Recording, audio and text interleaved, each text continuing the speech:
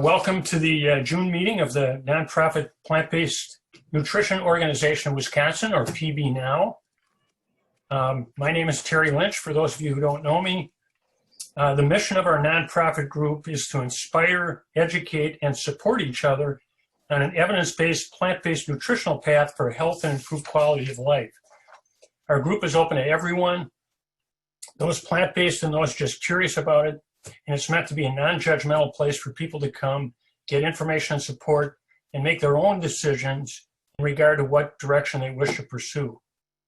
If you'd like more information about the group, our upcoming meeting dates, speakers, cooking classes, and other resources, you can go to our Facebook page or our website, which is pbnow.org. As we do each time, can I see a show of hands, either by raising your hand or using the thumbs up icon down in the reactions that you can see on the bottom bar that kind of goes like that, as to how many people are currently following a plant-based lifestyle. I see a show of hands. Great, excellent. Oh, I love all the icons. Excellent. As we mentioned in each meeting, the evidence of the benefits of plant-based nutrition to people of all ages, as published in non-biased medical research, is quite striking. Whether it's improving health through increased energy, weight loss, preventing, slowing, stopping, and reversing problems like allergies, digestive problems, diabetes, heart disease, and dementia, or increasing our quality of life with a stronger immune system, more endurance, or better athletic performance, or reducing the physical, emotional, and financial side effects of the drugs and procedures often recommended to treat the problems that plant-based nutrition can help us avoid, the research shows that our bodies do a wonderful job of healing themselves if we just stop damaging them with poor nutrition and start giving them what they were designed to run on, what they need. It is truly remarkable. And as we mentioned last time, the benefits of plant-based nutrition are particularly relevant now as we continue to deal with the coronavirus pandemic. Two of the top pre-existing health conditions that can increase the severity of a COVID-19 infection are heart disease, the #1 killer of men and women in the United States today, and our topic tonight, diabetes, which is quickly working its way toward the top of the list. Plant-based nutrition has been shown to be effective in preventing and stopping or slowing, slowing, stopping, or reversing both of these dangerous COVID-19 landmines. Once again, it's quite amazing what your body can do to heal itself if you give it what it needs. Now, let me tell you what's in store for you tonight. We were going to hear from 4 speakers, and I've got to mention that one of our speakers is going to be unable to make it with something that came up at the last minute. And I apologize for the number of emails we sent this time and the last time, because we had a cooking class and a monthly meeting that had dates that were very close to each other. So we were sending out emails for both of those, and we'll try to spread those out a little bit so we're not overwhelming you with emails. First, we're going to hear from our PB Now Medical Director, cardiologist Dr. Joshua Liberman. Then we're going to hear from internist and pediatrician, Dr. David Schlomer. And at 6:30, or around there, we'll connect with our featured speaker, Dr. Cyrus Khambatta, who will give a presentation followed by questions and answers. And our program should end at 7:30. As a reminder, we have meetings every month on the second Thursday, usually, of the month at 6 p.m. Next month, on July 9th, our speaker will be Allison Tierney, a Wisconsin nutritionist who has a remarkable personal health story and will give us an excellent presentation on nutrition. And last, a technical note. During the meeting, everybody but the speakers are muted. We ask that you stay that way to avoid background noise and allow everyone to hear the speakers. If you have a question, don't hesitate to use the chat function, which you should find down at the bottom of your Zoom screen, almost in the middle, just to the, and if you want to click on that just to see how it works, pops up right in the middle of your screen. You can put your cursor on that, drag it over to the side. And then if you have a question, just type it in and put to everyone, and we'll have a chance to see it so that the speakers, if they have time, can answer. I would also recommend that you turn your screens to speaker view. That should be in your upper right-hand corner. And that way, whoever is the speaker is going to fill up most of your screen, rather than you trying to pick them out from all the people who are on the screen if you're in gallery view. All right, so that's it. Here we go. Bear with me for a minute as I say, here we go.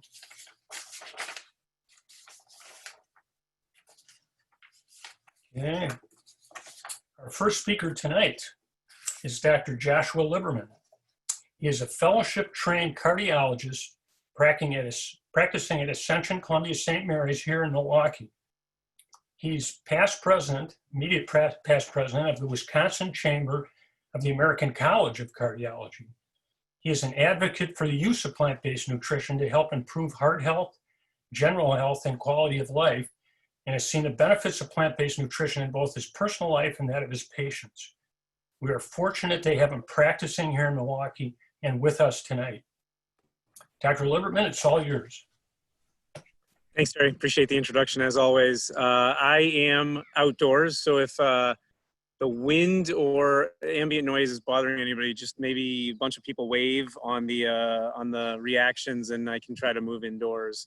I won't be talking very long though, but I guess I was trying to take advantage of the nice weather to prove a point that I want to talk about, and I wanted to begin my conversation with, again, welcoming everybody. For those who were on the call last month, I'm going to begin it kind of the same way, saying that it's hard to think about plant-based nutrition when everything's going crazy in the world right now.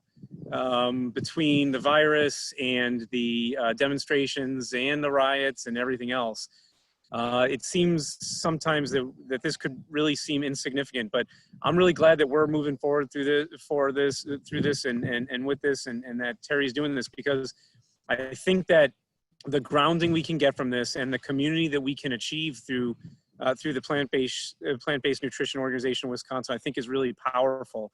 And as I said last time, it's through community, it's through connections, it's through love, that we can decrease the stress in our lives and improve our health. That's something that my mentor and idol, Dean Ornish, has published on this, and he's put out some editorials in this time of coronavirus. That really the four things we need to focus on in this time is one, loving more. We know that actually when you have love in your life, and when you have positive emotions like that, that your immune system works better. And we talked about some studies last time, and I'm not going to go into all those. Number two is stressing less, which, it's really hard to think about stressing less in this environment. Everything seems to be going crazy, but somehow we need to focus on stressing less. And then the final two things, again, I'm going to mention, are eating well and moving more. Eating well, that's where this organization comes in. Teaching, educating people about the power of nutrition, how it can not only improve your mood, it can improve your health, it can improve your immune system. And so these are all things that we need right now. And I think it's a good anchor, keeping us grounded and in a community. So Terry, I appreciate, as always, you doing this and taking the lead with this.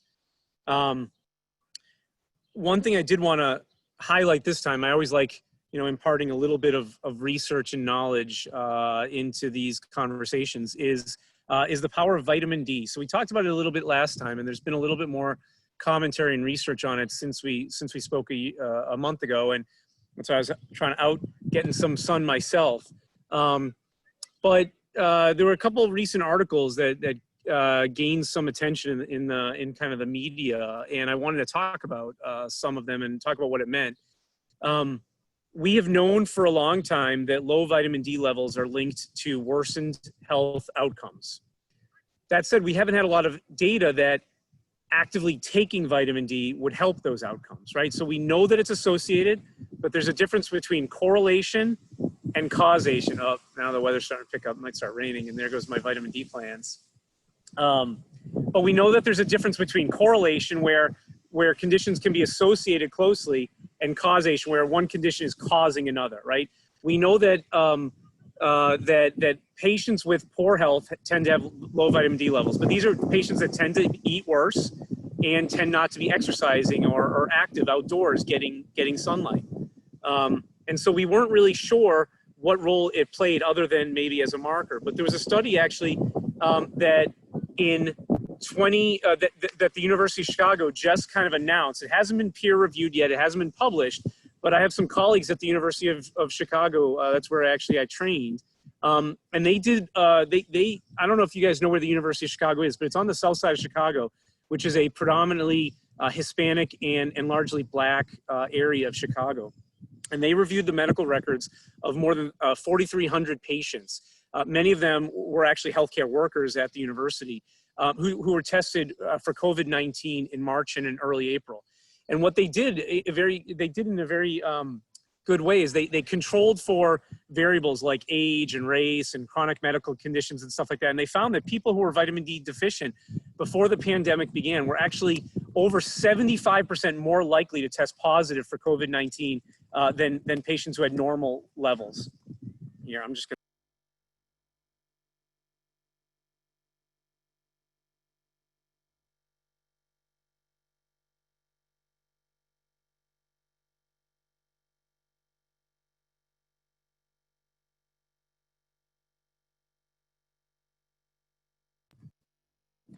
Can you hear me now? Okay, good. Thank you. Thanks for that warning. So patients who were vitamin D deficient were more likely to test positive. So that certainly suggests that vitamin D deficiency has something to do with immune system, and it has to do with the ability of the immune system to fight off infection. But it's really important when you put that together with another study that was a couple of years ago, in 2017, there was a what's called a meta-analysis. So it's a review of a lot of different studies that tries to put a bunch of different studies together to see what we can learn if we study larger populations of people. And this meta-analysis, which was published in the British Medical Journal, reviewed 25 trials and concluded that people who were assigned to take vitamin D had a 12% lower risk of developing respiratory tract infections, which really, I mean, it doesn't necessarily seem like it's that big a deal, 12% difference. But of course, that could make a huge difference for some of us.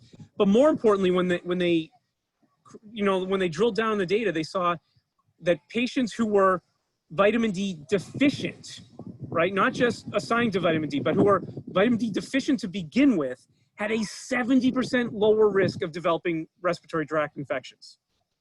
So if you put these two things together, one is we know that people with low vitamin D have a higher chance of testing positive. We also know that if you're low and you take vitamin D, potentially there's a 70% lower chance of getting a respiratory tract infection. Now, obviously, this specific coronavirus wasn't in that study because the study was in 2017, but they did measure for viruses, respiratory viruses, some of which are coronaviruses. So I guess what I'm trying to say here is it's certainly not harmful to take vitamin D. It's the best way to get it is to get out, to get sunlight on your skin. And that speaks to my earlier point, which of course is that getting out, moving more, being part of a community is crucially important to a strong immune system and strong health. And so my advice to everybody on this call is get outside, get some fresh air, move around, and rejoin your communities with social distancing and masks, but make sure you have community around you. That's it.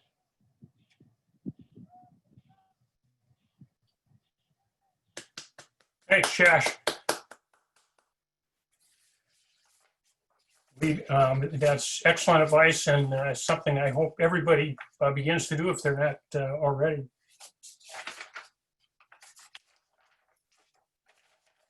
Our next speaker is coming to us from Oconomowoc.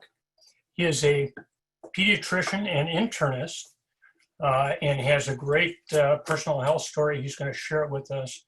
It's Dr. David Schlomer. Dr. Schlomer? Yes. Hi, thank you for inviting me to speak. I was asked to speak because Terry and I had gotten together some months ago now, and I had shared with him my personal adventure with the plant-based lifestyle. And I think having Cyrus coming as the main speaker, my story intersects very well with his, because I personally have type 1 diabetes, and I've experienced exactly the sort of things that he's going to be speaking about. It was in 2016, I was living a normal, sad life. Our office was having a Christmas party, and someone made those Hawaiian roll ham and Swiss sandwiches that are laden with butter.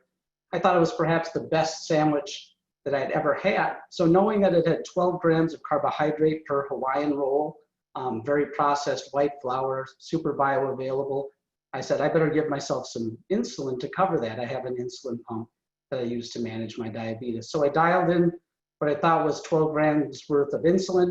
I took another sandwich and I ate it. A few hours later, though, I began to have low blood sugar symptoms. And this was very strange. I have a pretty good grasp of what foods do to me and how quickly they react. And I knew that usually after a white Hawaiian roll, it would go up pretty high. But in fact, it was going low. So I did some investigating and found I had given myself a massive overdose of 12 units of insulin. And for me, that was a lot. So I went to the emergency room, and as happens in the emergency room, they do tests on you that you may or may not need. The doctor wanted an EKG that was slightly abnormal. And then they did a lab, the troponin lab that looks for heart attack. And mine was 1,000th of a point over the upper limit of normal. So the doctor said, if you were any other person, we would admit you, but Dr. Schlomer, if you want to go home, and I was in my head thinking, and die at home from a heart attack, we would admit you. So I said, please admit me, do whatever you need. I'm a good patient, I'll do whatever you say. So he said, well, repeat the blood test and the EKG and see what happens. So the EKG normalized, but the troponin went up now in the repeat to 2,000ths over the upper limit of normal. So the cardiologist came in, he said, I'm really surprised by this, but you're having a heart attack and I have to cath you. Okay, doctor, let's do that tomorrow. So I had my cath, and while I was on the table, the cardiologist sort of raised his eyebrows behind his mask, as we all are good at doing with our masked faces these days. And he said, you have a 40% left main coronary occlusion. And in my mind, I said, oh, that's kind of the widowmaker. I said, well, doctor, are you going to stent me? Already knowing the answer to the question, because you have to be 60% to get a stent. And I wasn't quite there. I kind of wish he would have fudged, but I know the stent data, they're temporizers, they're not solutions. So he said, no, it's too small. You're not getting a stent. I said, doctor, then what should I do about it? And he said, He paused, and then somewhat glibly, a little bit too glibly for my liking, he said, take more statin.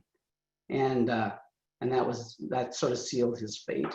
You see, I was on a statin at the time. My cholesterol was ideal. My LDL was less than 70, which is the goal for persons with diabetes. My blood pressure was under excellent control using an ACE inhibitor. And so I said, I'm on optimal medical therapy. My cholesterol is where it should be, yet I've developed this 40% widowmaker on this course. Why would taking more of a medication that didn't do its job reassure me that I would live? I asked him, should I have a cardiac calcium score, doctor? A score that can tell me how heavy the calcium burden within my heart would be. And he's like, no, this is too fresh. It has no calcium. And in my mind, because I'm a doctor, I know that the fresh ones are the ones that pop, and those are the ones that kill you. So I nicknamed it my ticking time bomb. And for the next several months, I kind of walked around the house, with one foot in the grave. My wife didn't like my nickname, I don't think. So she must have complained about me to one of her friends at work, who I would say saved my life. She suggested that my wife have me watch Forks Over Knives. So I'll never forget the day I'd gone out to a men's group Saturday morning, February 14th, Valentine's Day.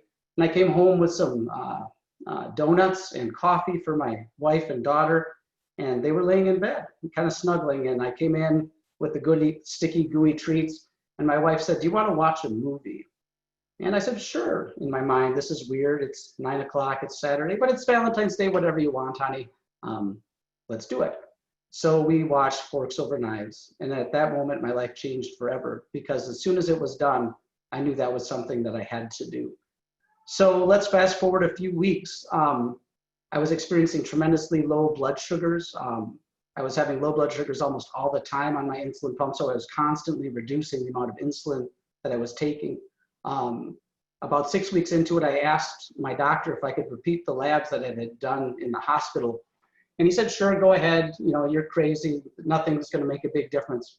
Prior to my change to a plant-based lifestyle, my total cholesterol was in the 160s.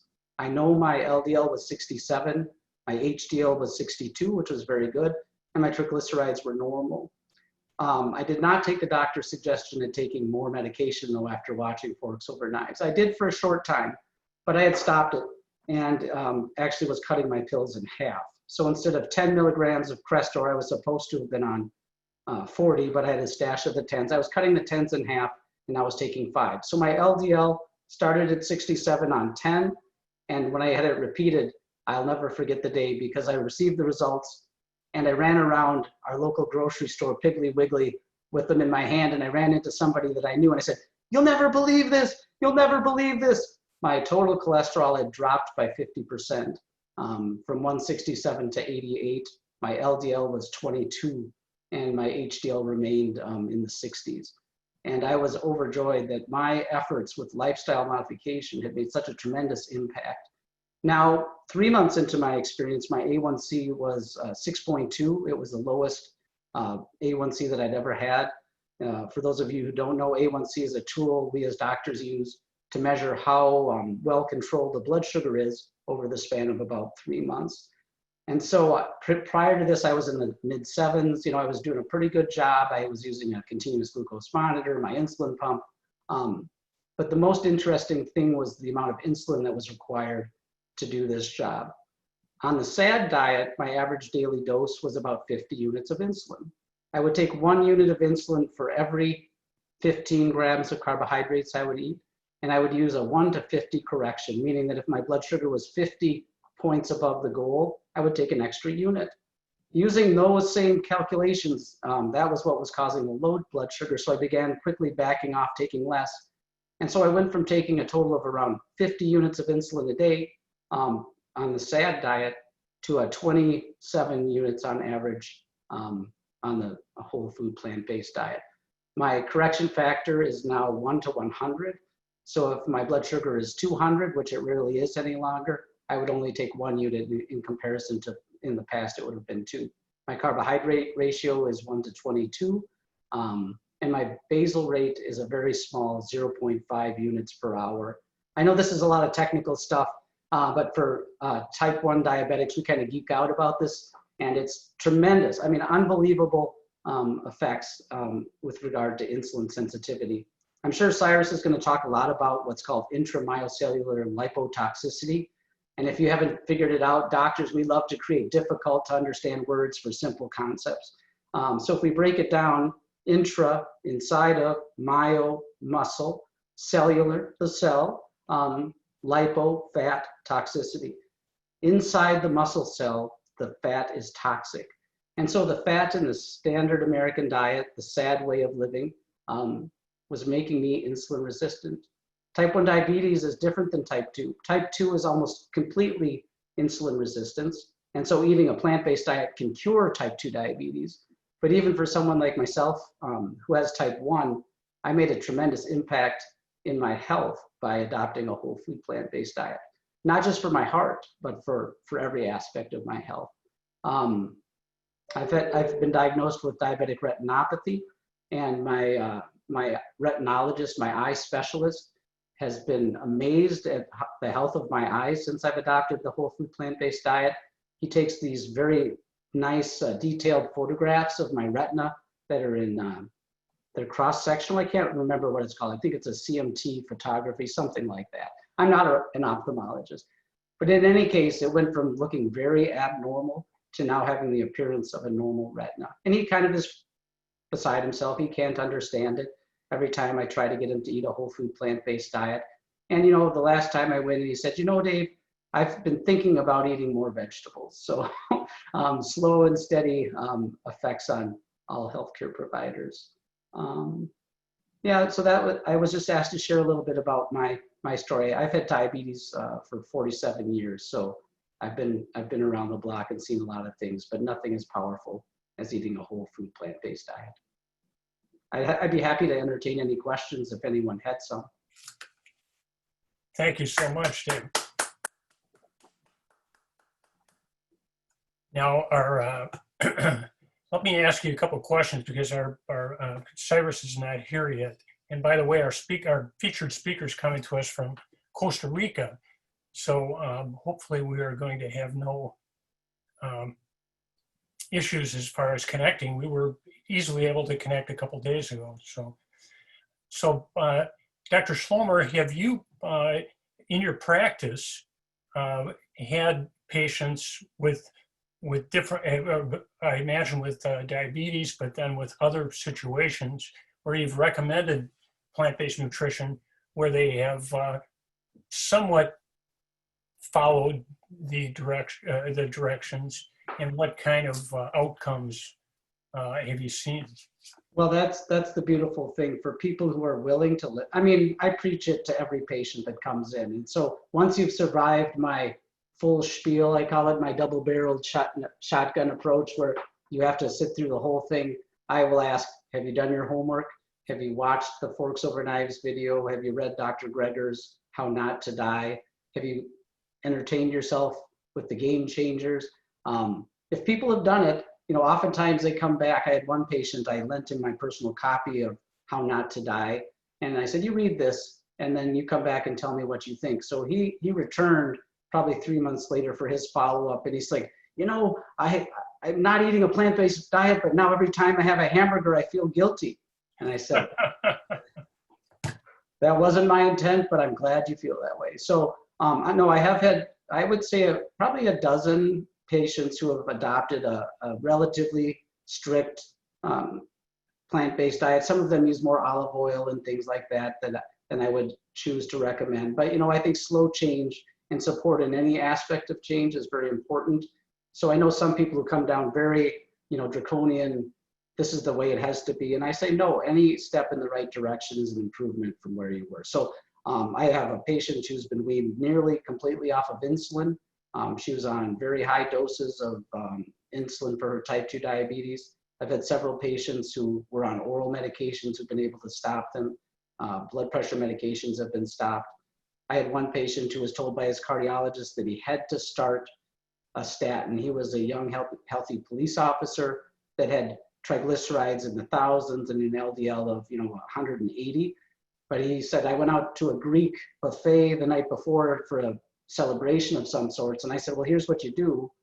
You show him and you eat a plant-based diet for 3 months and then have your follow-up labs. And sure enough, his cholesterol was, below 100 total. So every time it works. And every time people come back, it's more amazing than just the physiologic, the doctor number things. We like numbers, but I think it's that inner piece. I describe to people that I feel buoyant, and I can't really describe what that means or how that happens, but inside I feel more alive. I feel maybe more at peace. Maybe it's because I'm actually doing something for myself that matters, and nobody's telling me to do it. I'm doing it by my own volition. I don't know what it is, but there's this beautiful buoyancy. So, and I think it also makes me, and I think some people more globally aware of our impact on perhaps the planet and animals. And I do it for my health. And I make sure I tell people I'm not trying to create an army of vegans, but I said, if you become one, that's not a bad thing either. So it's just kind of funny.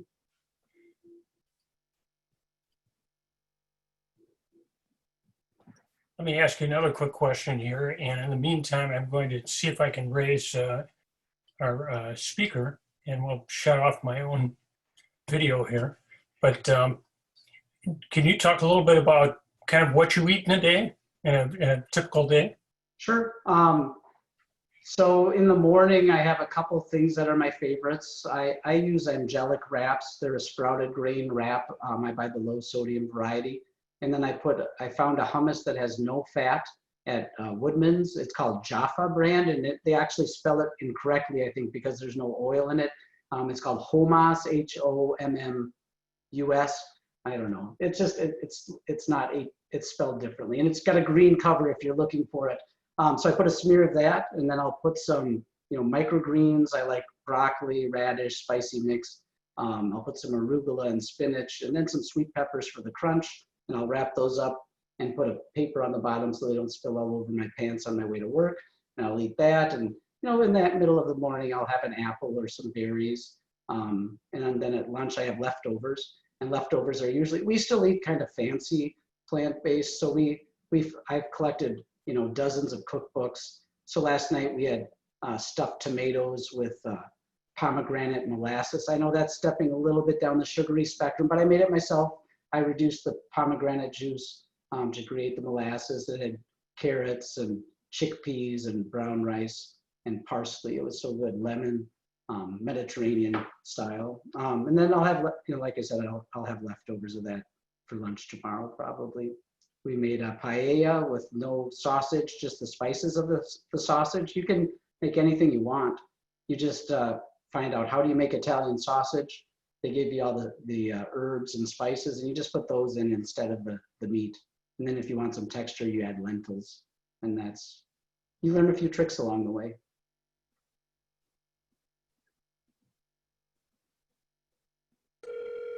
Well, thanks a lot. That sounds delicious and nutritious. Oh, and here we go. Dr. Schlomer, thank you so much. Thanks for having me. And it's just an outstanding change in your health, and to hear it from somebody who's as knowledgeable as you are about how the body works is quite incredible. With that, we're going to go to our featured speaker tonight from down in Costa Rica. And I've got my background here to try to look like I'm down there with you. So let me give a quick introduction. Our next speaker is Dr. Cyrus Khambatta, PhD. Cyrus is a New York Times best-selling co-author of Mastering Diabetes, the revolutionary method to reverse insulin resistance permanently in type 1, type 1.5, type 2 prediabetes, and gestational diabetes. He is a co-founder of Mastering Diabetes and is an internationally recognized nutrition and fitness coach who has been living with type 1 diabetes since 2002. Using an evidence-based approach to nutrition and fitness, he first reduced his own insulin usage by more than 40%. Sounds a lot like Dr. Schlomer. And has educated thousands of people with all forms of diabetes how to reverse insulin resistance using food as medicine. Cyrus earned his Bachelor of Science degree in Mechanical Engineering from Stanford in 2003, worked as an aerospace engineer at the NASA Ames Research Center, and then he earned his PhD in nutritional biochemistry from the University of California at Berkeley in 2012. Those are quite accomplishments in themselves. He is the co-host of the annual Mastering Diabetes Online Summit, a featured speaker at the Plant-Based Nutrition and Healthcare Conference and the American College of Lifestyle Medicine Conference. He's been featured on The Doctors, Forks Over Knives, NPR, PBS, KQED, and Fast Company. He will follow his talk tonight with 20 minutes of Q&A. And I'll remind you to use the chat function for that. So speaking to us tonight from Costa Rica, here's Dr. Cyrus Khambatta. Cyrus? Thank you so much for the introduction today, Terry. I appreciate it. I got to tell you, your background looks way more enticing than mine right now. That looks great. So thank you guys all for being here. Looks like we got about 25 of you guys here today, which is fantastic. And, just like Terry was saying, I specialize in teaching people living with all forms of diabetes how to, effectively be done with diabetes for the most part. Okay. I've been living with type 1 diabetes myself since the year 2002. I was 22 at the time that I was diagnosed, and, my entire world changed in a minute. And since that time, I've sort of been on a mission to try and teach people, to try and first of all, learn for myself how I can maximize my own personal health. And then based off of the information I learned, I actually decided it was so fascinating and so life-changing that I wanted to go teach other people how they can do the same thing. So I just put together a quick presentation for you guys, and I can kind of walk you through the whole thing. And then just like Terry said, we can get to some Q&A at the end and have some fun. And I mentioned something real quickly again, just to remind everybody, if you go up to speaker view you'll get a wider view of the presentation than if you're in gallery view. So that's up in the upper right-hand corner. Just hit that, and then Cyrus will become much larger. And Almost Terry, life-size. could you give me a screen sharing capability? I think you have Oh to. yeah, sorry about that. Hold Okay, on no for just a problem. second here. Mhm.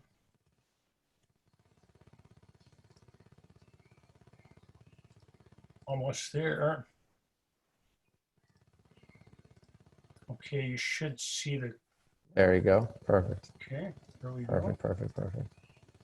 Okay, so I'll just go full screen here. Can you guys see this? Mastering Diabetes? Yeah, that looks Okay. great. My cat wants to join us too, just in case.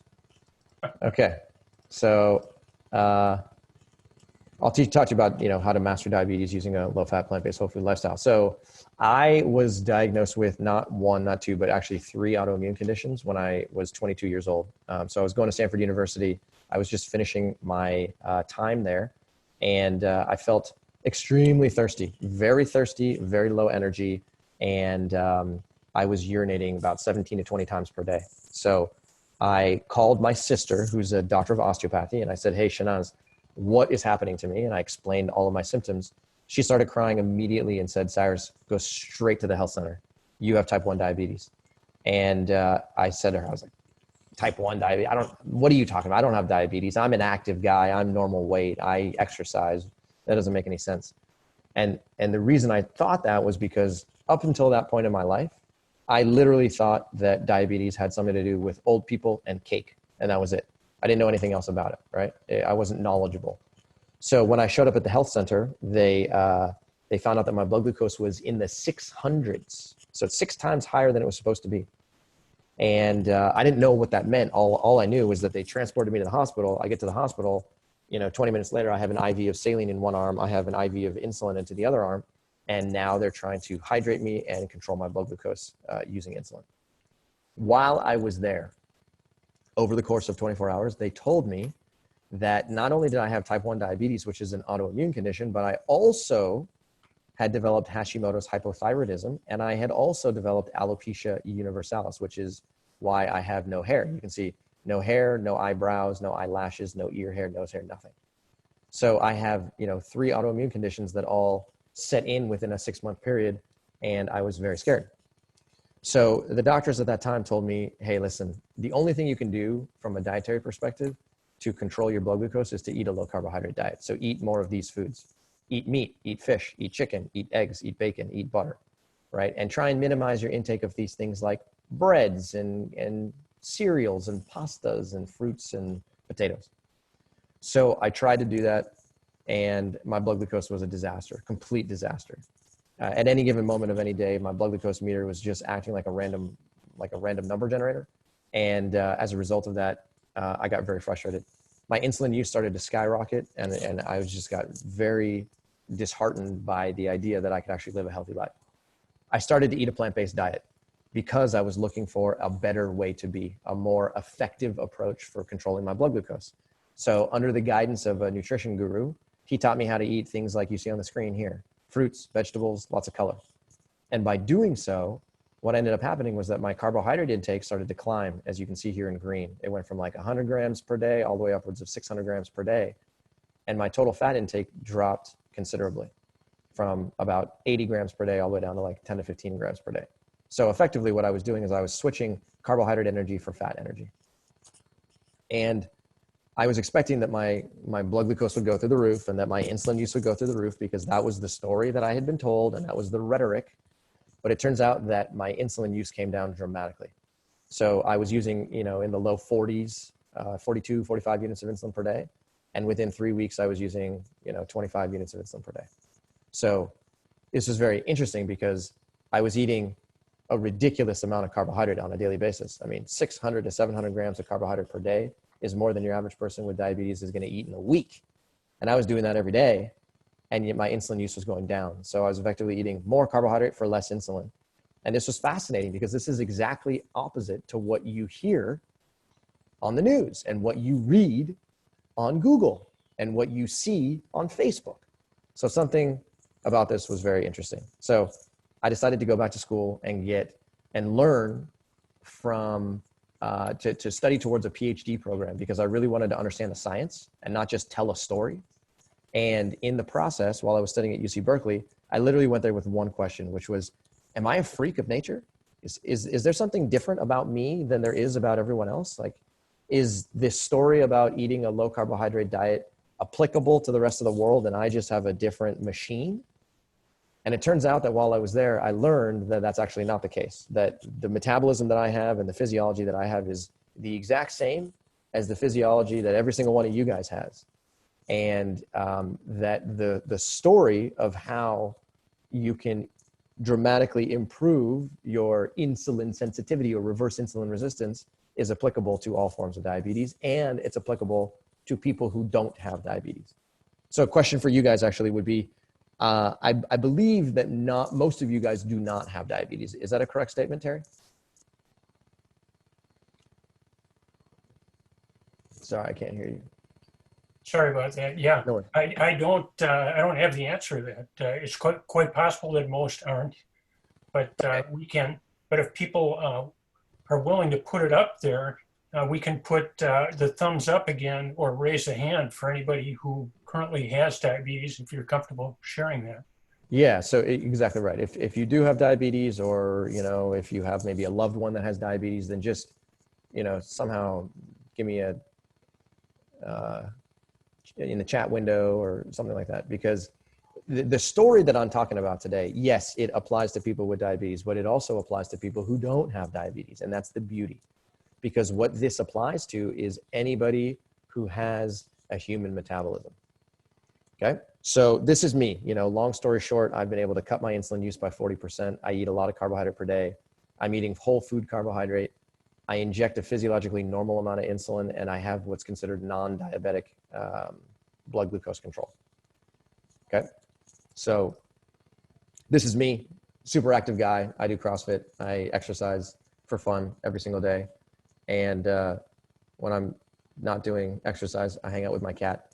This is my wife, and we go on vacations. We go scuba diving. We have a good time. And I love to be active. It's just a huge component of my life. And, eating this way has actually enabled me to become more active, which is what I love. I recently wrote this book called Mastering Diabetes. I wrote it with my co-founder, Robbie Barbero. And we actually became a New York Times bestseller within the first week, which was mind-boggling. I have no idea how it happened, but we are excited that this message is getting out to the world and that people are really paying attention to it now. So if you or a loved one has diabetes, then I highly recommend picking up the book. Obviously, I'm jaded, but it can teach you a lot of, a lot more detail about what we're going to talk about today. So I mentioned too that if they just look it up and look at the quotes on the jacket cover and on the back, they'll recognize a lot of the names of the people who are saying what a great book it is. Oh, cool. Thank you. That's right. So Neil Barnard wrote the foreword for the book. And then people like Dr. Michael Greger, Dr. Joel Kahn, Dr. Dean Ornish, all of them have, endorsed the book, which makes us feel really good. And we really appreciate that. So, in the world of diabetes, people sort of consider the autoimmune versions of diabetes and the lifestyle versions of diabetes and the female versions of diabetes to be separate entities altogether. But it turns out that they're actually all connected by one other condition known as insulin resistance. So in the chat box, actually, let's see, let me just look at the chat box here.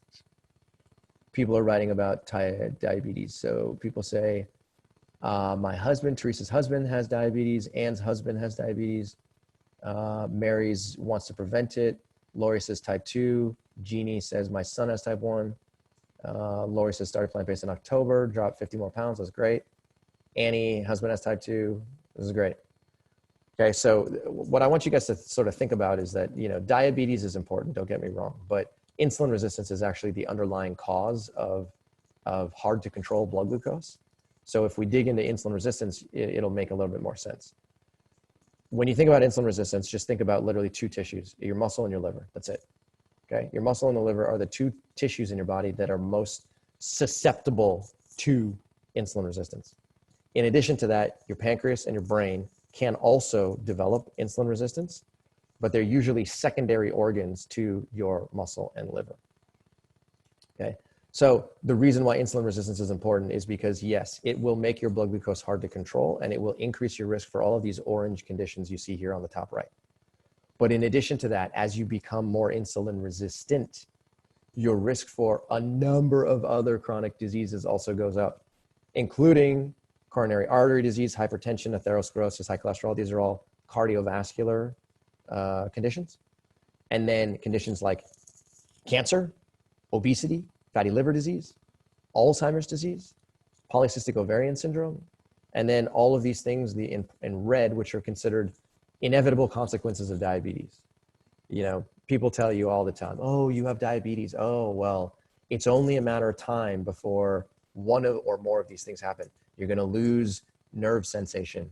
You're going to go blind. You're going to get a limb amputation. You're going to have peripheral neuropathy. Your kidneys are going to fail, or your retinas are going to fail. All right. I used to believe this was true, and then I learned about plant-based nutrition, and now I realize that it's not true at all. Okay. So in the world of diabetes, the predominant conversation all over social media and all over the news is that the way to reverse diabetes and the way to control diabetes is to eat a low carbohydrate diet. In the chat box, actually, if you guys have heard this or you guys have seen this, tell me, because it's everywhere and it's kind of frustrating. Okay, so you'll see things like eat a paleo diet, eat a low carbohydrate diet, eat a Atkins diet, eat a ketogenic diet. And this is, again, the predominant conversation. And it turns out that there's a little bit of merit, but there's actually a lot of misinformation in that world as well. Okay. So here's what happens when you eat a low carbohydrate, high fat diet. Okay. The first thing that happens is that most people end up with dramatically improved biomarkers, including improved blood glucose control, reduced A1C, which is your sort of average measure of blood glucose control, weight loss, reduced total cholesterol, increased HDL cholesterol, reduced triglycerides, and reduced blood pressure. So who doesn't want this, right? Everybody wants this, right? If there was some magical way of eating that got you these results, then you would probably think that you found the solution to disease, right? So this is what happens. People eat a ketogenic diet, and then all of these things start to unfold. Now, it turns out that weight loss is actually the main reason why all the other biomarkers fall into place. So now that I'm thinking about it, I should have written weight loss as the top, because weight loss is the first domino. And as soon as you begin to lose weight, then all these other things come along for the ride, and that's cool. The problem is that if you fast forward 6 to 12 months or 2 years or 5 years, now you have a huge problem. Because even though in the short term, all of these things unfolded and they made you believe that your health was improving, in the long term, as soon as weight loss stops, as soon as weight loss stalls, then all these other things start to set in. When you're eating a high-fat diet, you become insulin resistant in your muscle and in your liver. So both of these two tissues start to develop a significant amount of insulin resistance. Your pancreas also does the same thing. As a result of that, you cannot eat carbohydrate-rich foods like potatoes or bread or bananas or mangoes or rice or quinoa, beans, lentils. They become very hard to eat. And in addition to that, you also get this thing called beta cell apoptosis, which is programmed cell death of the beta cells that are secreting insulin. And you have these cardiovascular conditions like high cholesterol and hypertension that start to unfold over the course of time.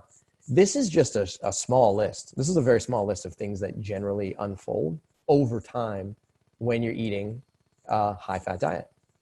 But it's important to understand that, because people miss the forest for the trees. They see this, but they can't see this, because this hasn't happened yet. This is going to happen in the future.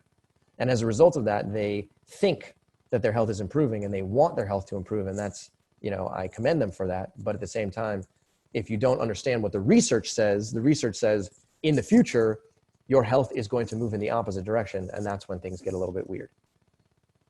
So I'm going to present 3 stories to you today, because these 3 stories are actually extremely powerful. Okay. This is Dawn. This is Dawn's before picture. This is Dawn now. Okay.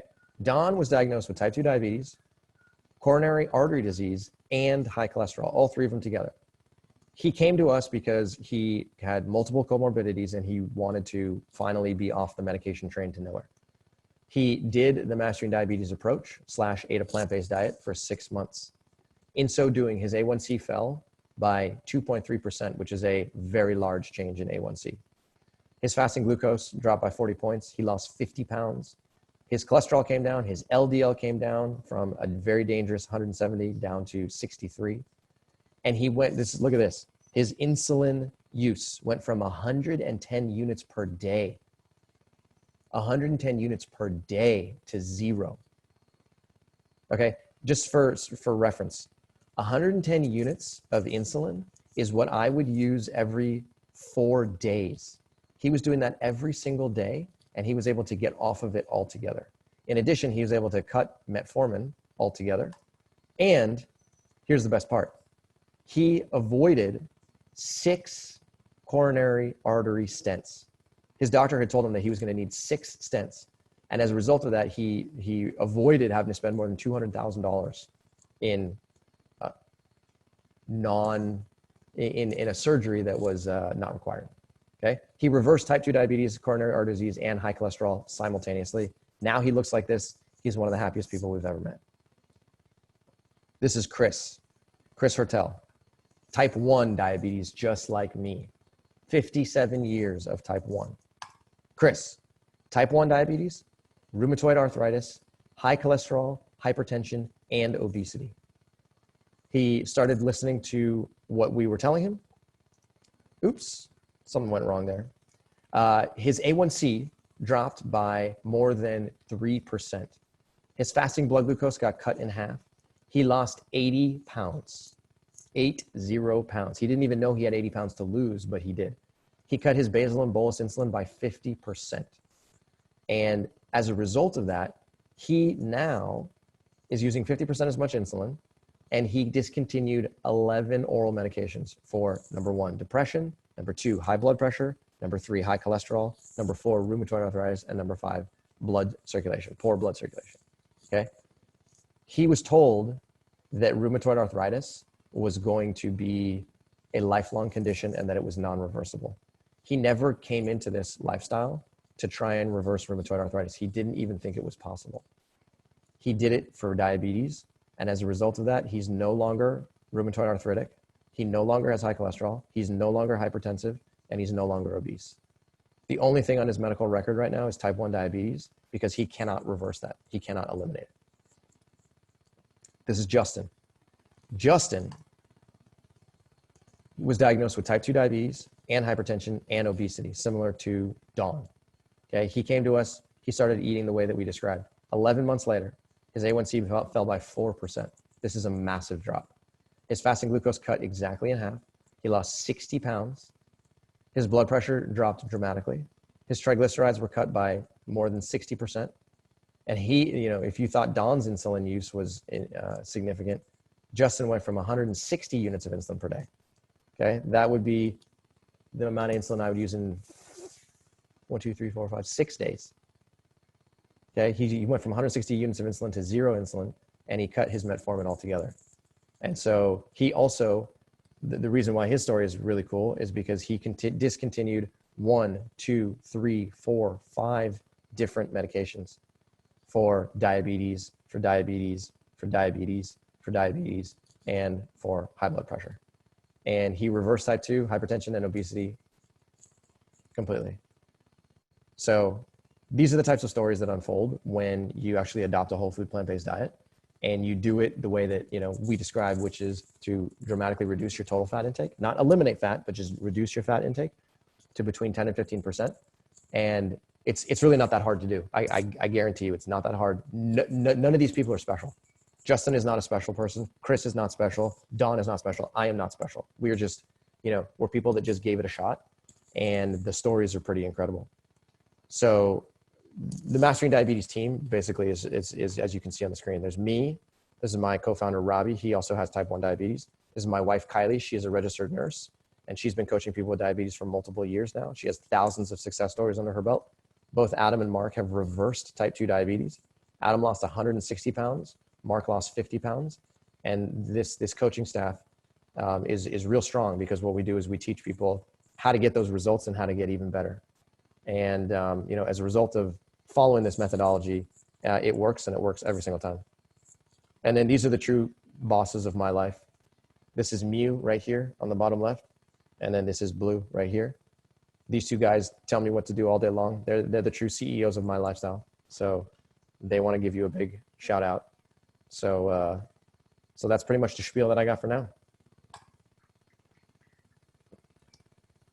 Cyrus, thank you so much. That's excellent. For sure. Yeah, what a tremendous story about, you know, if you take what basically nature or God or whatever your belief system is puts out there for us to eat in its original form, your body responds pretty well.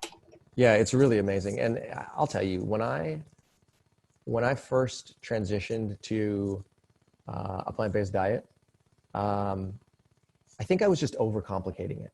You know, all of the things that I had heard and all the things that I had read and all the things that people were telling me, they were just sort of like, they were just in my head, and they were sort of like complicating my thought process.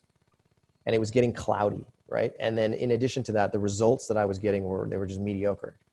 Blood glucose control all over the place. Like, it just didn't feel well. And once I took all of those thoughts and the confusion, and I just put it to the side, and I was like, I'm going to try something here. I don't want to listen to you right now. I'm just going to do something different. And if this thing that's different doesn't work after 30 days, I'll go back into the confusion. It's fine.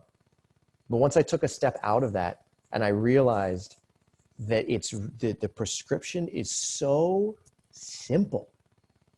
It's so unbelievably simple.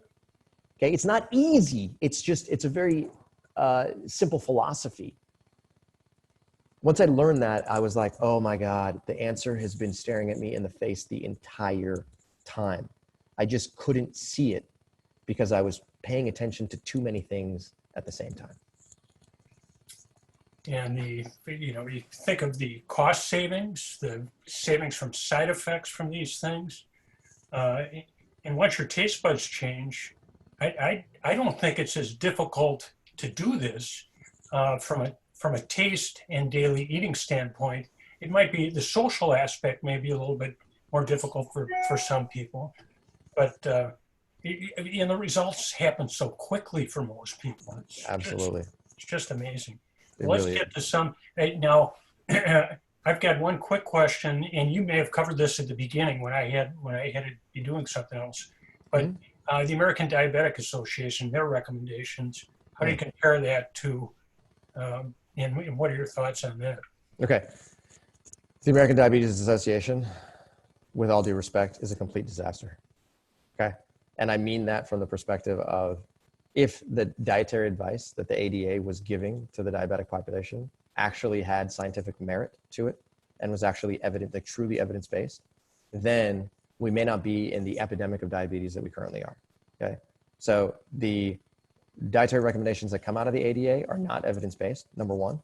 Secondarily, I'm not sure if any of you guys have seen the movie.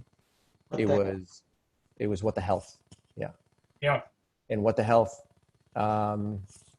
Kip, he went to the head of the ADA to try and learn information about why is the ADA promoting meat, and why is the ADA promoting dairy and ice cream in their recipes and in their dietary recommendations.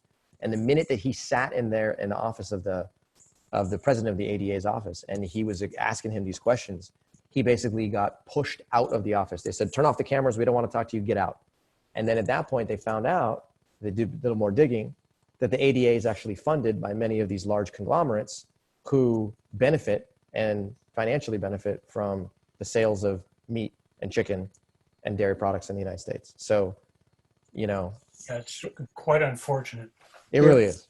Can I just jump in there? There was a, Sure. because I follow the ADA recommendations, quite closely. After What the Health came out, there was a backlash against the American Diabetes Association. So now they do include the option of a plant-based diet in their dietary recommendations, but they have a caveat that says it's very unlikely to be followed, successfully or something. But they did add it to an acceptable option after the What the Health controversy came out, which I thought was really quite funny because the president was outlandishly rude and And I think that was maybe the head of the medical unit of the American Diabetes Association or something like that. Yeah. But let's- And I love that, like, it blows my mind when people say, oh, like, okay, so a plant-based diet, yeah, okay, fine. Maybe that's a good option, but nobody's going to follow it. Are you kidding me? The adherence is going to be so low. Like, why would I even recommend that to my patients? They're not going to follow it, right? And that's just a story. That's just a flat out story. There's millions of people around the planet that are following plant-based diets voluntarily. So it's just kind of a cop-out in my mind, you know? And I just tell like people that they just need to investigate it for themselves. I can't do it for you. You need a why. If you're going to make a change, why would you ever decide to eat differently? And if you can care about yourself, you care about your family, you care about your kids and your grandkids. Right. I say those are powerful whys, but in the moment of temptation and you want to eat that bratwurst, why would you ever not eat it? And if you can't have a why, then you're just treading water and you're going to sink eventually. So Yeah, that's a great way to think about it. I love that. So I'm going to go through the chat room here, and anybody who has questions, again, if you go to the bottom, there's a little thing that says chat. Whoops. I just lost the screen here. Can you still hear me? Yeah, we got you. Okay, something happened there. And you can type it to everyone and just type something in there and hit send, and we'll get it. So there were quite a number of people. Cyrus, you asked who might be diabetic, and there are quite a number of people who are either diabetic themselves or have a husband or son and some type 1. I mean, A type 1 and some type 2. There's shared on here, started plant-based in last October, dropped 50 pounds. Yeah, it's great. Nice work, Lori. And husband just diagnosed with type 2. And I think that Lori is actually Steve coming to us from Lori. Right? Nice. Yes, Steve. Nice work. Off of 2/3 of meds, going to doctor's office for review of last 3 months of being off. Nice work. Steve, you're killing it. I like this. And Dr. Schlomer, I asked, you had that that one part of the presentation where I had a bunch of circles of other things that you can get from diabetes, and there were different sizes for each of the circles. And the question was, does the size of the circle correlate to the magnitude of the impact? I've never been asked that question before. That is a brilliant question. The answer is no, it doesn't. The size of the circle corresponds to the length of the word. Some of the words are like hypertension's a big word, but I think it would be challenging to correlate the size of the bubble with the magnitude of the impact. But if I had to just take a guess, in an educated guess, I would say that the cardiovascular conditions are the ones that take the biggest hit. Because insulin resistance, yes, it'll cause type 2 diabetes and it'll definitely make your blood glucose control much harder. But the impact that it has on your vasculature, and specifically the impact that it has on coronary arteries, is massive. And, my PhD advisor came into my office one day, and he goes, all right, pop quiz. I go, what? He goes, how many people have died from diabetes in the world? And I was like, oh God. I was like, 200 million. And he goes, nope, less. I was like, 50 million. Nope, less. 10 million. Nope. What? 1 million. He goes, nope, less. I was like, 1,000. He's like, less. And I was like, what is the answer? He's like, 0. You don't die from diabetes. You die from the complications of diabetes. Okay. The main complication of diabetes that you die from is heart disease. Okay. So, 0 might not be the real number, but the idea is that diabetes is just a gateway to organ failure. That's all it is. And the primary organ that takes the hit is your heart and your blood vessels. And as a result of that, I would put hypertension and atherosclerosis and coronary artery disease as the biggest bubbles on that chart. And Dr. Schlomer, you mentioned every day I have about the keto. I talk about keto, I think. Every day I have this debate in my practice. Plant-based keto is possible. If you want to jump in for just a minute, Doctor, and then Cyrus, please tell us. Follow up. I personally don't practice plant-based keto, but you know, when people are debating me and saying that they want to go keto, I say, well, if you go plant-based keto, which means no sugar, no oil, no salt, just plants, which basically leaves you with some asparagus, celery, you know, greens. You can eat quite a bit. You have to avoid some of the starchy squashes and potatoes, but you can do it. And there are, you know, blogospheres out there that give you plans, but that is a very restrictive diet. And I think that's, you know, difficult for people to achieve. So they want to eat their meat. I think someone I saw in the chat box made a comment about living in the land of milk, beer, and cheese. And I would add beef. You know, Wisconsinites love their bratwurst, the Braunschweiger, you know, fill in the blank with whatever processed food. And unfortunately, to have them give that up is difficult. But once they try it, 3 weeks, I say, give me 3 weeks, just like Cyrus said, he did 3 weeks, personal, let's see what happens. If they do it, they cannot deny the transfer. You can't. Power. Yeah, that's a great way to think about it. You can't deny it. So you're right, actually. And in those 3 weeks, Cyrus, what kind of things happen? Oh, so, okay. First thing that's going to happen in that situation is decreased fasting blood glucose, decreased serum insulin or decreased, you know, fasting insulin levels, better blood glucose control for sure. What people who eat a plant-based ketogenic diet don't realize is that it's similar to that sort of those two columns that I showed you, where you get all those green benefits in the short term and then the red complications in the long term. It's similar in the sense that you'll still get those green benefits in the short term, which is reduced hypertension, weight loss, improved cardiovascular health, no questions asked. The reason why it can become slightly problematic in the long term is because you're still living in an insulin resistant state. So what I mean by that is that because the total intake of dietary fat in your diet is still high, that unto itself means that you cannot process carbohydrates very effectively. So it's almost like if you choose to eat a ketogenic diet, without question, just like Dr. Schlomer saying, eat a plant-based ketogenic diet, no questions asked. Okay, avoid the animal products at all costs. But if you had to put all three of them on a scale, I would put animal-based ketogenic diet at the very bottom, worst diet that I could think of. Plant-based ketogenic diet, dramatically better, but then low-fat plant-based diet is going to be much more helpful, and that's going to lead to the best long-term results. Excellent. Could I comment about one study? A lot of the negative discussion about the plant-based diet is that you just lose so much weight, and that's what confers all of the benefit. So I think it was Ornish that conducted the study where they force-fed plant eaters, you know, enough calories so they didn't lose a pound. And followed all these metabolic results. And you know, the striking thing was they saw the same results. Insulin resistance dropped, insulin requirements dropped, blood pressure dropped, cholesterol dropped as expected. But the commentary at the end in the discussion section, the participants had some of the largest bowel movements ever seen in the laboratory. Yep.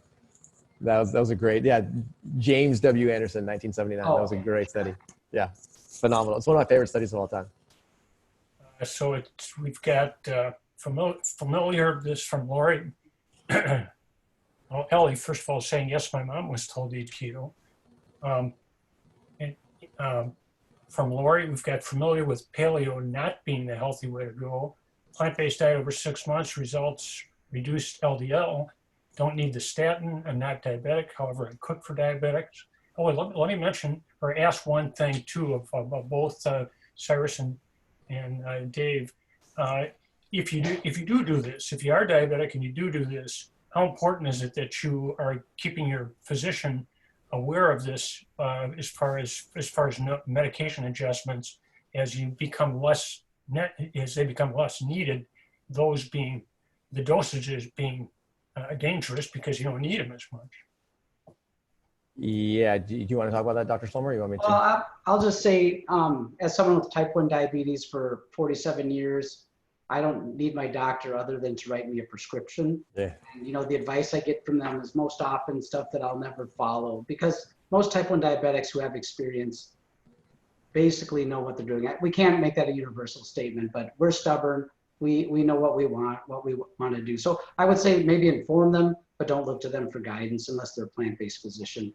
But be aware that your blood sugar will plummet, and you need to be very cautious, especially with driving. Make sure you have a continuous glucose monitor, or at least doing finger sticks very frequently, so you don't get behind the wheel and have a low blood sugar reaction while you're driving. But other than that, everything is what you want to have happen. right. The question, is this presentation being recorded to share with others later? I'm sorry for not mentioning that up front. Yes, we are recording it, and as soon as we come up with the technical abilities to post it, which hopefully I'll do within the next week or two, we will post this one and our last one, and I think we have one other one that is in the can that we should be able to post as well. Along with, there are two poorly produced videos up on YouTube. If you just hit PBNOW on YouTube and punch that in, both Dr. Esselstyn and Dr. Agarwal are up there. They're most of their presentations. Dr. Esselstyn's, we were 5 minutes into it before I remember to hit the record, but let's see, what is a typical daily diet? And I'm not sure if that came before I know that Dr. Schlomer, you talked about yours, and Cyrus, did you mention what you pretty much eat in a day? What I eat? I did not. So the way that I think about it is that I eat a fruit-heavy breakfast, a fruit-heavy lunch, and then a vegetable-heavy dinner.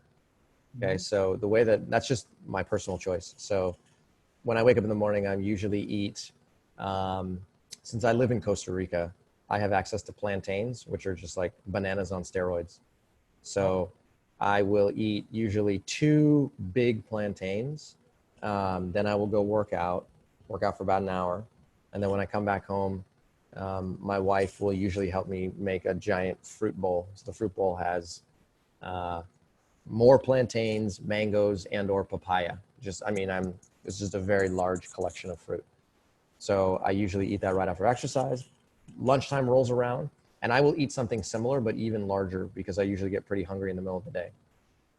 The reason I choose to eat a lot of fruit is twofold. Number one, I absolutely love the way it tastes.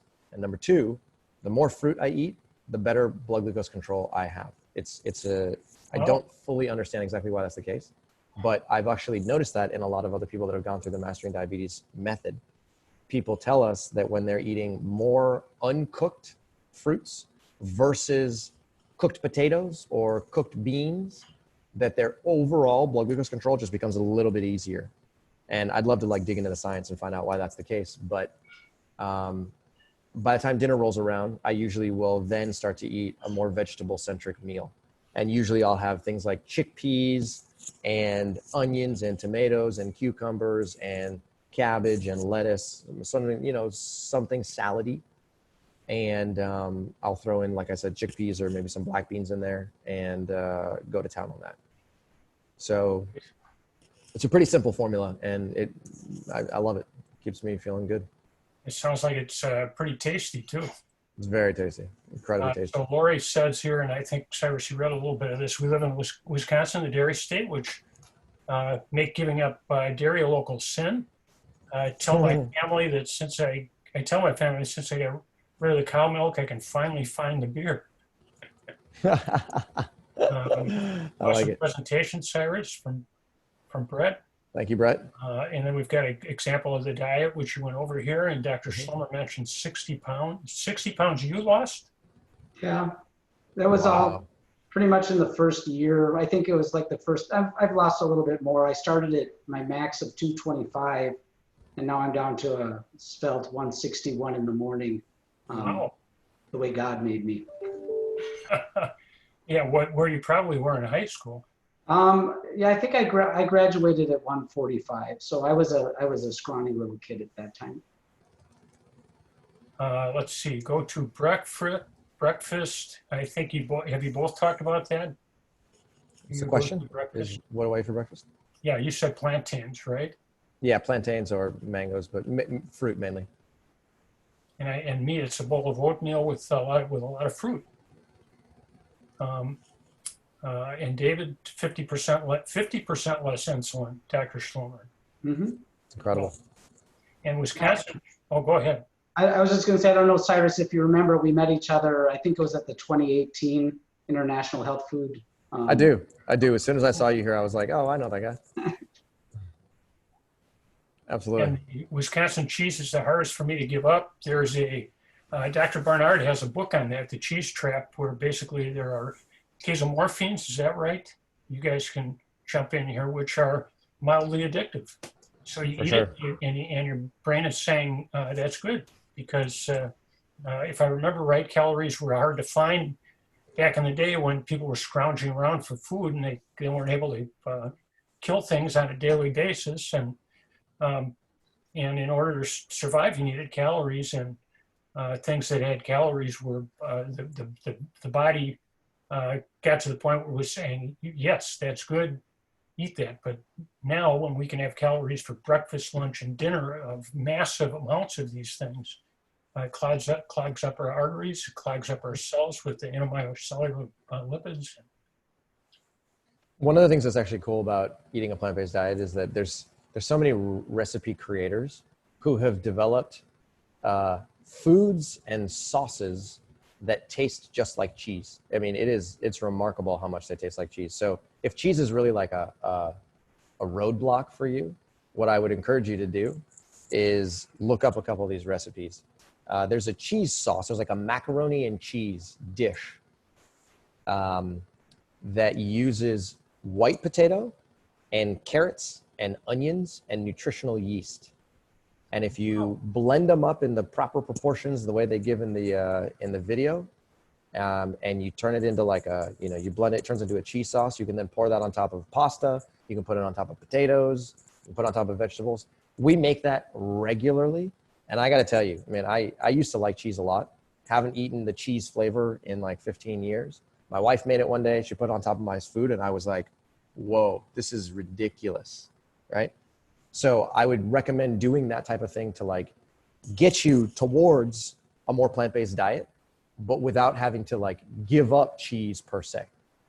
Is there a chance you could maybe type that into the chat so that yes, when we do have this, I mean, where that recipe can be found, so that when people go to this, they can go into the chat box and find that. Yep. One trick that I found is very helpful is tapioca, which acts as a binder. So you make your cheese sauce, and it's soupy, and then you add tapioca starch and heat it, and then it creates all these like it polymerizes basically, and kind of makes a more gooey, thick sauce. And so it's if you're looking for that same like cheese whiz texture, you can achieve that. There you go. And we've got a little bit over 10 minutes to go to get to 7:30 and finish this on time. Let's see. Dr. Schlomer was saying this is why COVID is worse than diabetes. Is the endothelial dysfunction induced by insulin resistance that leads to the cytokine storm. You want to explain that? That's a mouthful.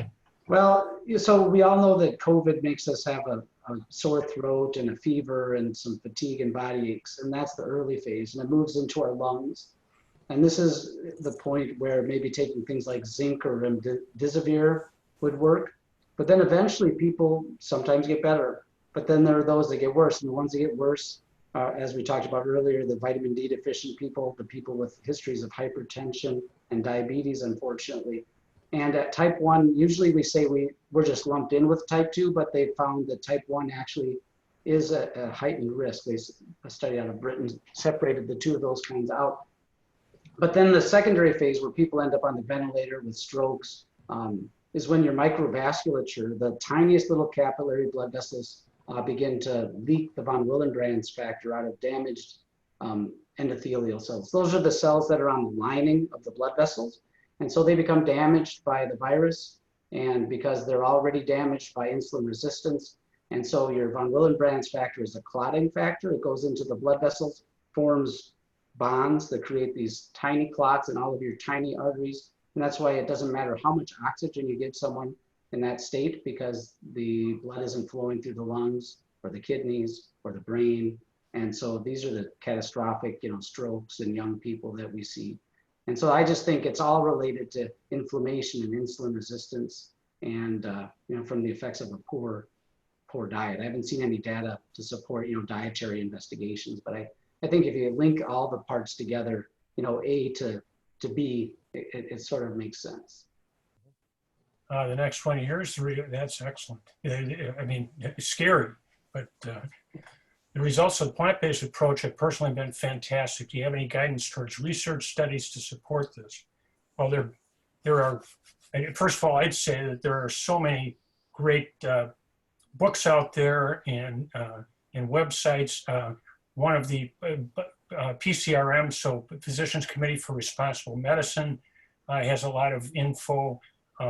The Forks Over Knives has an excellent, if you just go to Google and go to Forks Over Knives plant-based primer, there is an excellent 4-page, or if you're doing it on the internet, that has links that gives you, why the standard American diet is not so good, why the plant-based diet is good, and leads you to research. But nearly all of these books, and Cyrus says, I've got his Mastering Diabetes book here, and so many of these have a bibliography in it. Yeah, so the reason we did not include a bibliography in our book is because the publisher would not let us. There were too many references, and they said that it would make the book too thick. They didn't want to print all those papers, and I was like, okay, I appreciate that. So in the chat box, I gave you a link, masteringdiabetes.org/bookinfo. Click on that link. It'll take you to our website, and it'll be it'll say chapter 1. You click on that, and it'll unfold, and you can see every single scientific reference in chapter 1. You can do the same thing for chapter 2 and so on and so forth. There's a total of 800 references, and you can go blue in the face reading research. So I wanted to make sure that people had access to the scientific references, even though they're not physically printed in the book.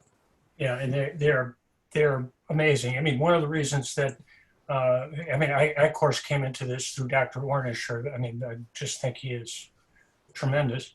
And most of the books that are out there by the well-known plant-based physicians do have some of these bibliographies. And one of the things that blew me away is how thick the bibliographies are.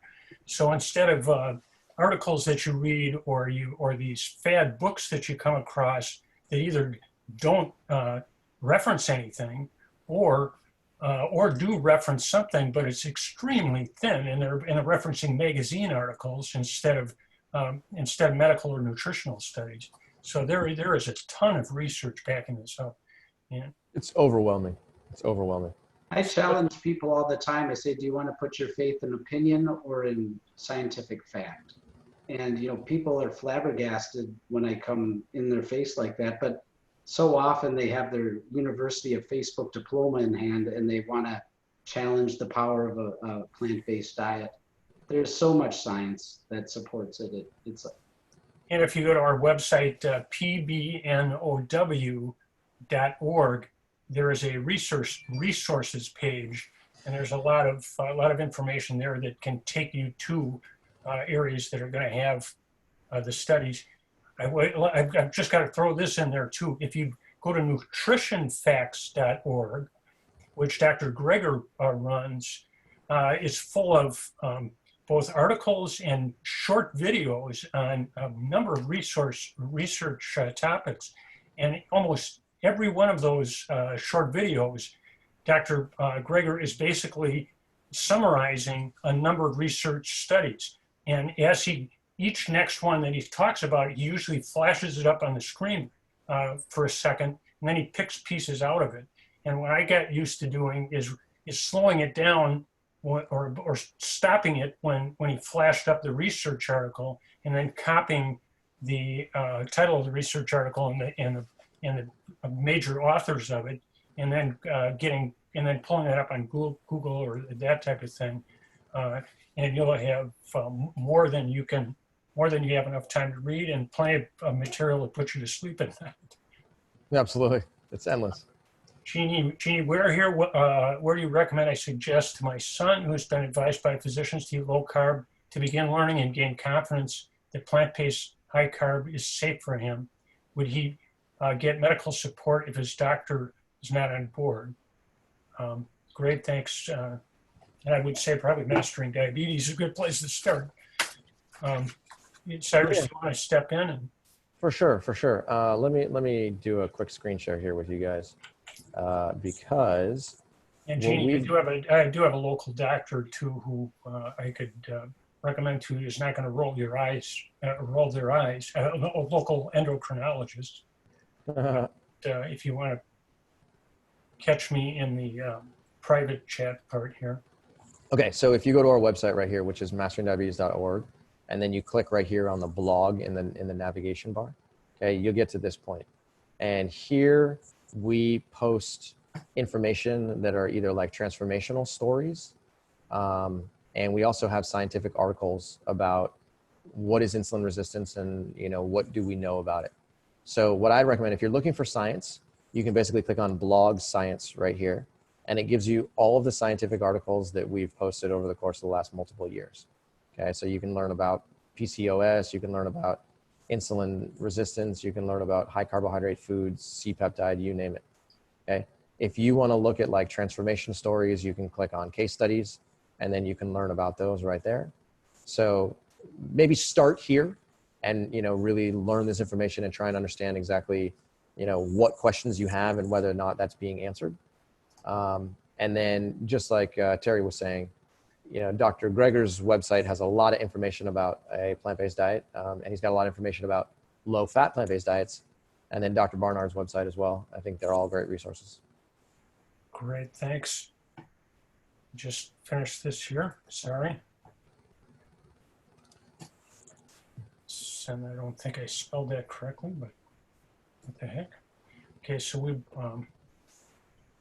get back up here and take these in order. And we are just about hitting that 7:26. We've got 4 or 5 minutes. Gene, where do you recommend? Okay, so I'm going from Aura. If you have lots of food allergies, one being wheat, what plant-based foods would you recommend? If you have, what was the question? If you have plant-based If food you have allergies? a lot of food allergies, one being wheat, what plant-based foods would you recommend?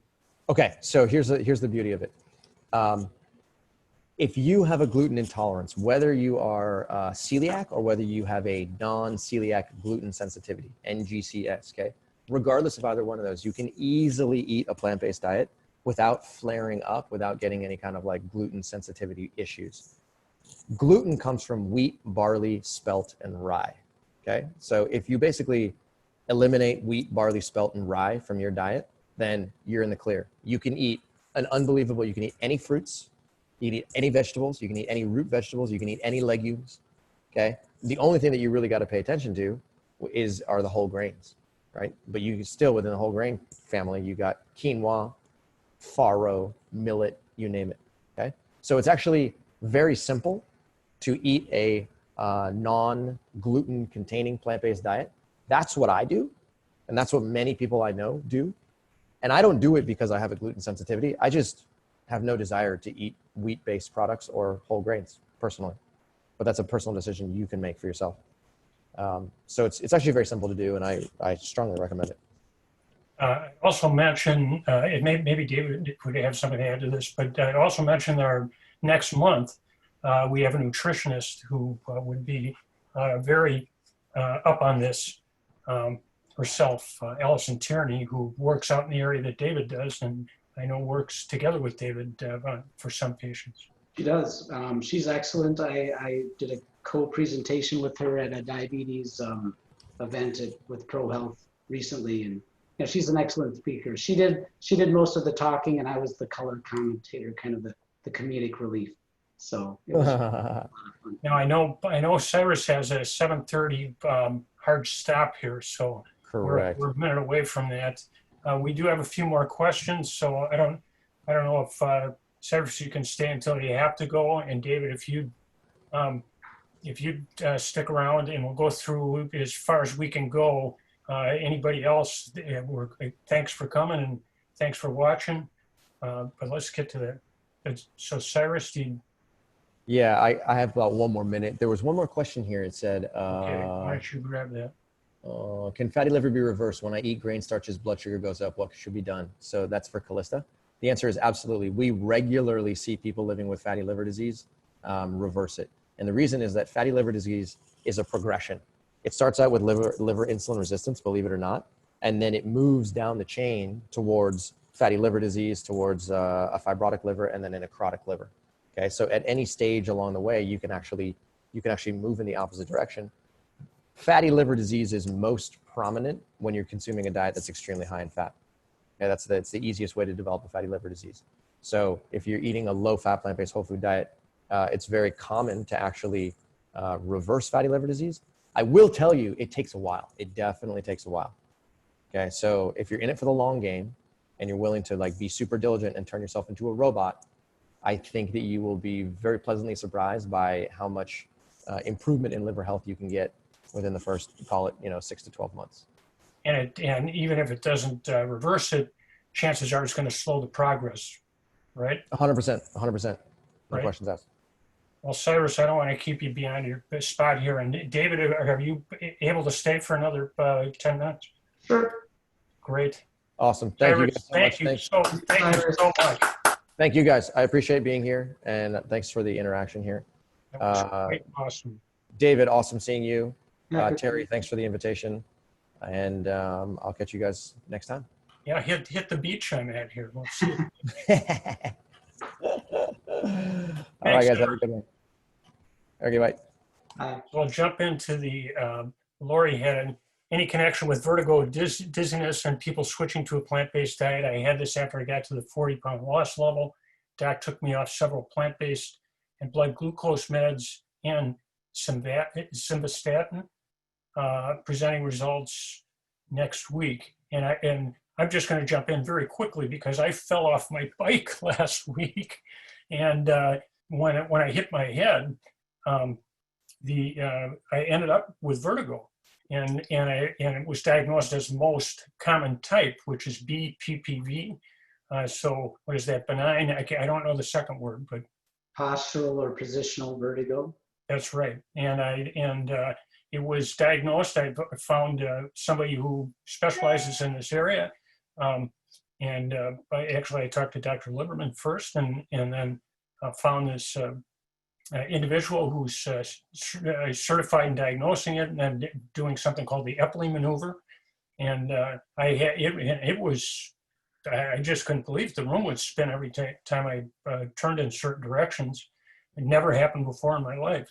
But I went in, they had this maneuver done. They usually recommend you have it 2 or 3 times. After the first one, I didn't notice much of a change, but went back the next day, and it's 90% gone, like that.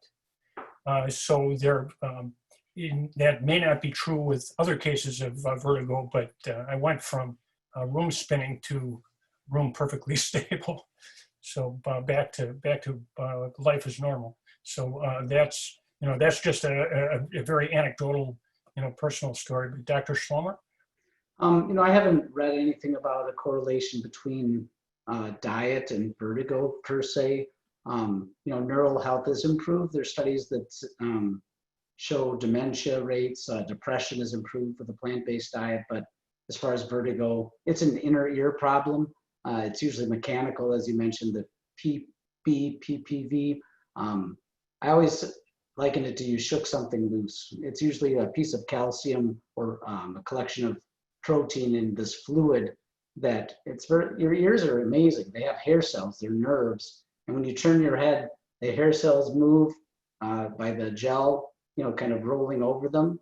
But if you have a piece of calcium on one side, it doesn't move correctly and your brain gets a mixed signal, and that's what causes vertigo. So usually it's mechanical, the Eppley maneuvers and things you can learn to do at home, but I haven't read anything about an association with a plant-based diet. And we'll jump down to Michael Chemnitz here. How many calories do you eat during the day, and do you have a daily exercise regimen that you found effective but easy to adhere to? He was asking Cyrus, but Dave, I would think you can answer this one.